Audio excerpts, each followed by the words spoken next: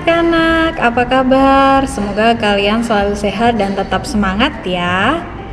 Hari ini kita akan memulai pembelajaran bahasa Indonesia kita di tema 7 subtema 3. Nah, di tema 7 subtema 3 ini kita akan membahas tentang surat undangan. Langsung saja kita bahas materi ini ya. Surat undangan adalah surat yang berisi pemberitahuan dan permintaan kesediaan seseorang untuk menghadiri suatu acara atau kegiatan. Kalian pasti sudah sering ya mendapat surat undangan, entah itu dari sekolah ataupun dari teman kalian. Surat undangan ini dituliskan dengan menggunakan kalimat yang efektif, singkat, padat, dan jelas agar pembaca memahami isi surat undangan yang diterima. Jadi ketika membuat surat undangan ini, kalimatnya tidak boleh terlalu panjang. Kalian ketika akan menuliskan surat undangan harus menggunakan kalimat yang singkat saja tetapi jelas. Tujuannya itu tadi, supaya pembaca memahami isi surat undangan yang diterima. Surat undangan ini dibagi menjadi dua jenis. Kita akan lihat satu persatu jenis surat undangan ini. Yang pertama adalah undangan resmi. Undangan yang digunakan oleh lembaga atau instansi resmi ya. Jadi undangan resmi ini biasanya dikirimkan oleh suatu lembaga atau kantor-kantor resmi. Contohnya surat undangan yang sering kalian terima dari sekolah itu contoh surat undangan resmi. Biasanya ini surat undangan resmi ini ditulis dengan menggunakan bahasa yang resmi dan baku. Contohnya undangan dari Kementerian Negara ataupun dari pemerintah daerah. Itu tadi contoh undangan resmi. Nah, jenis surat undangan yang kedua adalah undangan tidak resmi. Undangan tidak resmi ini mengatasnamakan pribadi yang ditujukan kepada orang lain untuk menginformasikan kegiatan pribadi orang tersebut. Biasanya dilengkapi dengan gambar agar lebih menarik perhatian pembaca. Contohnya adalah surat undangan ulang tahun. Nah, biasanya undangan ulang tahun itu banyak gambar ya, supaya menarik. Oh, undangan apa sih ini? Oh, ternyata undangan ulang tahun teman kalian. Nah, biasanya di undangan tidak resmi ini bahasa yang digunakan juga tidak baku ya. Kalau tadi di undangan resmi ini bahasa yang digunakan harus baku, kalau di undangan tidak resmi ini bahasa yang digunakan boleh tidak baku. Nah, ini adalah contoh undangan resmi. Ini Bu Fransi ambilkan dari pemberitahuan pengambilan rapor kalian kemarin ya. Ini contoh undangan resmi, jadi biasanya dikeluarkan oleh suatu kantor atau suatu lembaga tertentu. Di atasnya biasanya diberi kop surat. Lalu bahasa, kalau kalian cermati surat undangan ini, bahasa yang digunakan sangat resmi dan sangat baku. Karena ini memang surat undangan resmi, jadi bahasa yang digunakan juga harus baku. Kemudian di bawahnya ada cap dari suatu lembaga tersebut, kemudian ada nama pembuat surat undangannya. Nah, kalau yang ini adalah contoh undangan tidak resmi. Ini Bu Fransi ambil dari internet ya. Ini undangan ulang tahun. Hai teman-teman, datang ya di acara ulang tahunku yang kedua, Askia Dinda. Ada tanggal, ada jamnya, kemudian ada tempatnya. Nah, ini kalian amati juga, bahasanya berbeda tidak dengan bahasa yang undangan resmi tadi. Berbeda ya, kalau di undangan resmi tadi bahasanya baku, kalau di undangan tidak resmi ini bahasanya tidak baku ya, karena ini biasanya menggunakan bahasa sehari-hari. Nah, kalau tadi kita sudah bahas contoh surat undangan resmi dan tidak resmi, sekarang kita akan lihat bagian-bagian dari surat resmi. Kita akan amati satu persatu dari nomor 1 sampai dengan nomor 11 ya.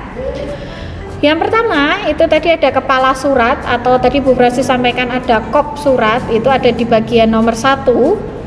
Silahkan kalian sambil amati letak-letaknya ya, karena ini kalian harus tahu letak-letak dari surat resmi.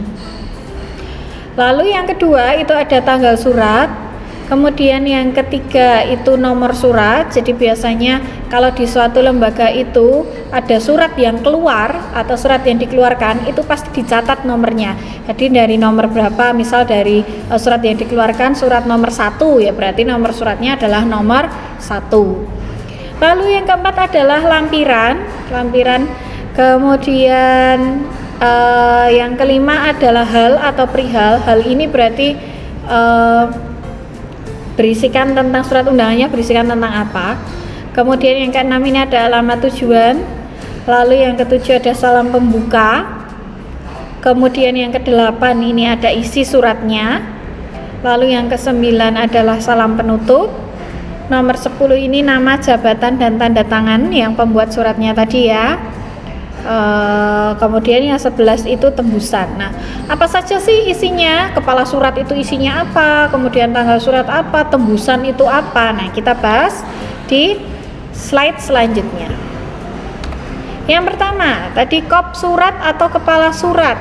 Ini isinya adalah identitas instansi pengirim surat beserta alamat lengkapnya. Kalau tadi di contoh kop suratnya adalah Yayasan Bob Gri Yogyakarta ya.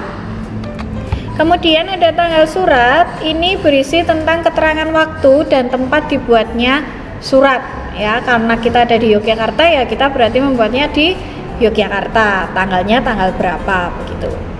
Lalu nomor surat, nomor yang dikeluarkan surat oleh instansi pengirim surat. Ini tadi yang Bu Fransi sampaikan ya, jadi setiap lembaga atau setiap instansi ketika mengeluarkan suatu surat itu pasti akan dicatat itu nomor berapa.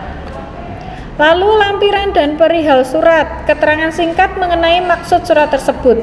Jadi kalau tadi contohnya adalah surat pengambilan rapot, berarti halnya adalah hal undangan ya. Jadi isi singkatnya itu tentang apa toh? Oh, tentang undangan, begitu saja. Kemudian alamat tujuan ini berisi identitas penerima surat.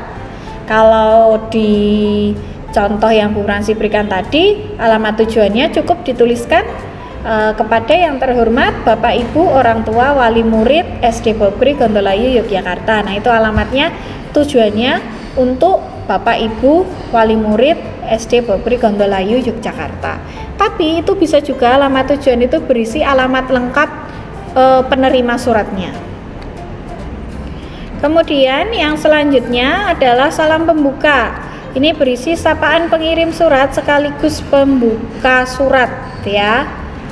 Lalu isi surat ini pesan yang ingin disampaikan pengirim surat. Lalu salam penutup, salam untuk mengakhiri. Kemudian nama pengirimnya adalah identitasnya, pengirim surat itu dari siapa. Kemudian tembusan, ini bagian surat yang dipakai untuk menunjukkan adanya pihak atau orang lain yang juga menerima surat itu selain penerima surat. Ya, biasanya ini di instansi tertentu. Jadi tidak hanya dikirimkan ke satu orang, tapi dikirimkan juga ke lembaga lain. Ini namanya adalah tembusan.